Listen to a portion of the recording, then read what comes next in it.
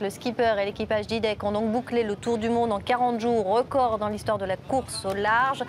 Un peu plus de 4 jours de moins que le précédent record de Loïc Perron. On retrouve Xavier Grimaud à Brest pour BFM TV. L'équipage, ça y est, vient d'arriver. Exactement, l'équipage qui vient d'amarrer le IDEC Sport en victoire, avec cette grande victoire. Et vous voyez les feux de Bengale qui sont allumés par l'équipage. Francis Joyon, Alex Pella, Gwenolek Gainé, Bernard Stamm, Sébastien Odigan qui est en train d'être acclamé, Clément Surtel aussi évidemment, qui sont en train d'être acclamés par la foule de Brest. Vous voyez au premier plan le grand sourire d'Alex Pella et Francis Joyon, tout sur le côté. Grand sourire de Francis Joyon. Ils ont frappé un grand coup évidemment. IDEC Sport avec 4 jours, améliorer le record de 4 jours, c'est exceptionnel. Et ils vont retrouver la terre ferme d'ici quelques minutes avec leurs proches qui les ont accueillis en mer.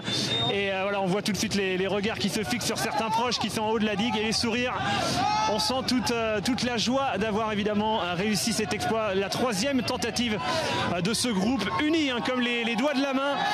Puisqu'on le rappelle, c'est exceptionnel. Ils étaient uniquement 6 sur ce bateau qui avait été skippé par Franck Camas avec plus de 10 marins. Et le précédent record de Loïc Perron, ils étaient 14 marins pour faire le tour du monde. Là seulement, ces 6 bonhommes ont frappé un grand coup en battant le record de 4 jours. C'est exceptionnel, mais ce n'est presque pas surprenant quand on connaît le pédigré de Francis Joyon qui a évidemment tous les records, collectionné tous les records en solitaire et cette fois qui a également les records en équipage.